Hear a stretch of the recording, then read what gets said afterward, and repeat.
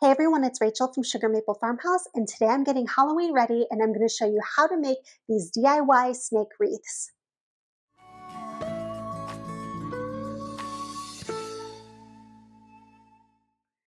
Before we get started today, I would love if you subscribe to our channel. I craft, I cook, I garden, I DIY, and you hear about the farm too occasionally. So if you love any of those things, I would love to have you here. Also, whether you're a new crafter or an experienced crafter, I think that you guys will love the DIY snake wreath craft. It's so simple to do, and it is a piece that you can have for years if you take care of it. So let's get started.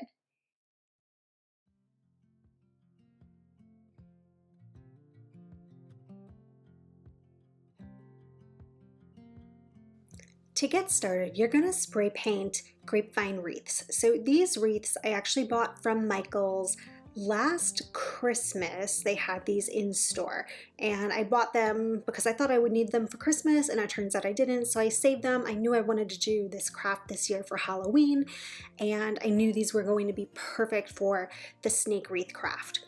So I spray painted them with a matte spray paint. It's called Farmhouse Black, and I will leave a link to it in the description below.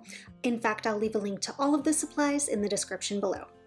Most of the doors at my house are double doors, which is why I am making 2 of these, so you might only want to make 1 of them, so keep that in mind when you are ordering products for this snake wreath craft. Also, as a tip when working with grapevine wreaths, make sure you are getting in all of the nooks and crannies. That can be kind of one of the most challenging things about spray painting these wreaths. However, spray painting is definitely the way to go. You don't want to use just an acrylic and a brush. You will never get in all those little spots. In fact, I went back and sprayed each of the sides probably about 3 times before I was happy with the coverage of the black spray paint for these particular grapevine wreaths. I gave the first side a full 24 hours to dry. I was doing this outside. Please make sure you do this in a well-ventilated area, and my wreaths really needed that 24 hours because it was humid and damp out still. So once they were dry, I flipped them over and I started working on the back here. To spray both of these on both sides and get really great coverage, I used about 3 cans of spray paint. I did break into a 4th one when I went to touch up at the end. Once the wreaths were dry, I moved them out of the way and then set up my snakes to spray paint them. For the snakes, I used a satin black spray paint. My idea was that the satin black would still look black and still make the snakes kind of blend in nicely, so it was more subtle, but that they would just have a little bit more of kind of the glossy satin effect and be a little bit distinguishable from the branches of the wreath. I started with the top sides of the snakes. These are the sides that are facing out, and I did go over them about 2 times. I did probably a third that just went around and tried to get into some of those nooks and crannies that I missed on the first or second pass, and just make sure there was really good coverage.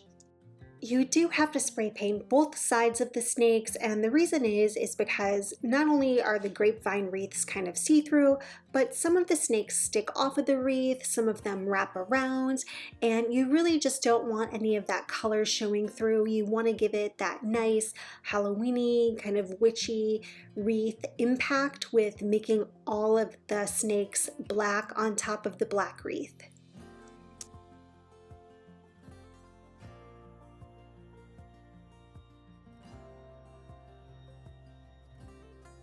So here I am spray painting the backs of the snakes. Like I said, I did do the back second, and then I flipped these back over and I sprayed the fronts again just to touch them up.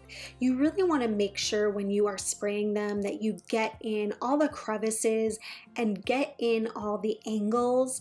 I found some of the angles with these to be the most challenging to get into, especially these little ones. They have kind of these, I don't know, sections on the bottom, and sometimes the spray paint was just like not clinging to that very well. So going over and giving everything a nice thick layer is good, and then going back over with another coat or in my case, on the front side, even a third coat just to touch up and really make sure you even got all the nooks and crannies and all the curves of the snakes. When it was time to attach the snakes, I really thought that glue was going to work. Glue did not work. There were just too many spaces within the grapevine of the wreath for the glue to drop through, and really not enough connection points for the snake on the wreath itself. So when I figured out the glue was not going to work, I switched over to using floral wire. The floral wire worked so much better, and I was able to tie the snakes on in a variety of places, so if I wanted to manipulate them a little bit more, the floral wire made that so much easier to do. In some cases, I wrapped the floral wire around the snake and then the wreath as a whole, and in some cases I was able to weave the floral wire through the different pieces of the grapevine so that I didn't have to go all the way to the bottom. As a tip though, you do have to make sure that you don't pull the floral wire too tightly, because pulling it tightly can actually cut off parts of the snake. I realized I took the tip of the tail off on one of my snakes because I pulled the floral wire too tightly.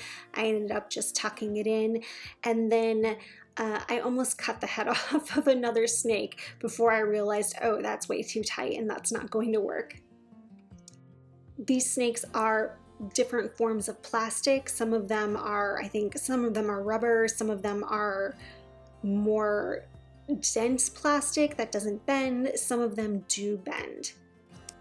I will also add that the snakes that wrap around, like the one that I'm wrapping around now in the video, do tend to lose their paint. So the paint just does not stick to them very well because they are more pliable. You can see over on the left, you can see some of those ones do have the paint coming off of them.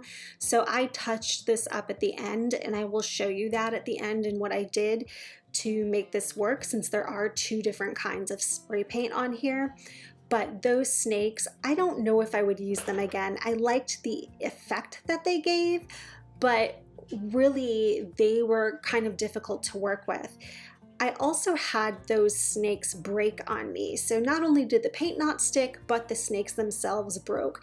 In fact, this one at the top that I'm about to attach, I think that is one of the ones that broke. Not this one, but that one kind of by my right hand there.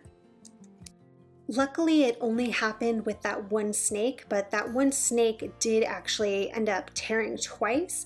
As I tried to later fix it, it broke again. So I just tucked the ends of it into the wreath, and you really can't tell now that the wreath is actually done. My favorite snakes to work with are the ones that were not pliable. It was just really easy to attach them to the wreaths, and it was really easy to kind of make them stick out on the edges and make the wreath look a little bit more dynamic. This whole project didn't take me very long. The spray painting for the wreaths took about 1 day. The spray painting for the snakes also took about 1 day. I did give everything 24 hours to dry, and then attaching the snakes really took the longest just because I was placing them. I wanted them to look good, and that part took less than an hour. So this is something you could potentially get done in a weekend if you have your wreaths drying in a place where it's not too humid out.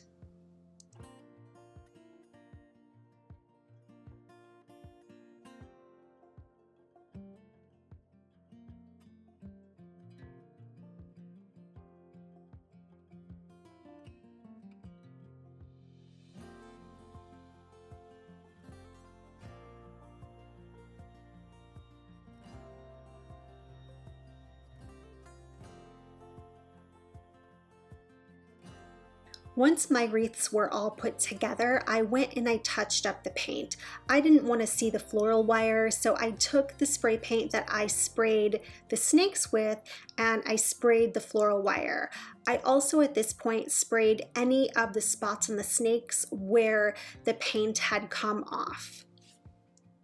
Since I used two different colors of spray paint, I went and I sprayed the floral wire and the snakes with the color I used on them first, and then I went back through with the spray paint color that I used on the wreath, and I touched up any of the floral wire that was specifically attached to the wreath that you could see so that it would at least be the same color as the wreath.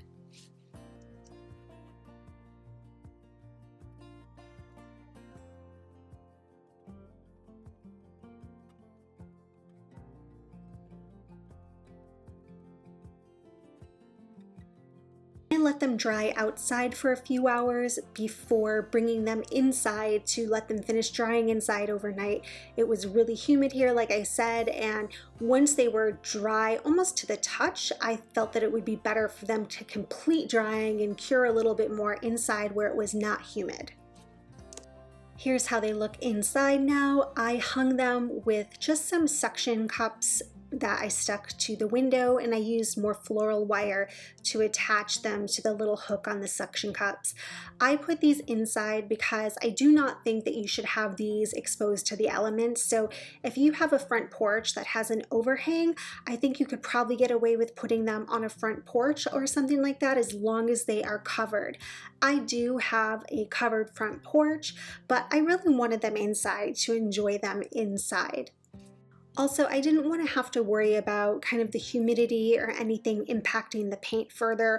I don't think it will now that they're all attached, but I just didn't want to take a chance. I really loved these, so there's something that I want to be able to use again and again, year after year.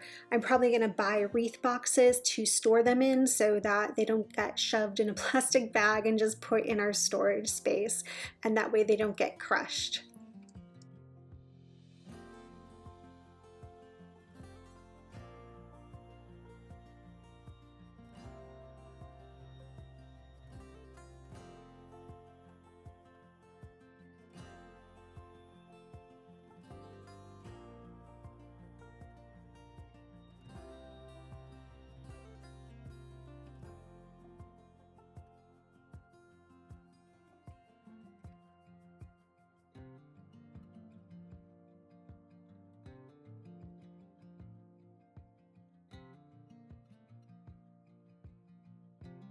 I did go in the evening to photograph these and video these with some lights on them, and I think they just look so good with kind of that dusk in the background and a little bit of light pointed at them.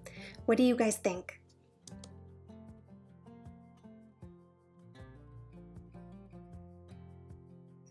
Thank you all so much for watching the video today. I hope that you love this DIY snake wreath craft for Halloween. If you have any questions or comments, please leave those in the comment section below, and I'll be sure to get back to you. Also, if you haven't subscribed to our channel yet, I would love to have you subscribe. I craft, I DIY, I cook, and I garden. So if you love any of those things, I would love to have you here. Also, if you want a step-by-step tutorial of this craft, I will leave a link to the full blog post in the description below where you can get a step-by-step printout. Thanks so much, everyone. Have a great day.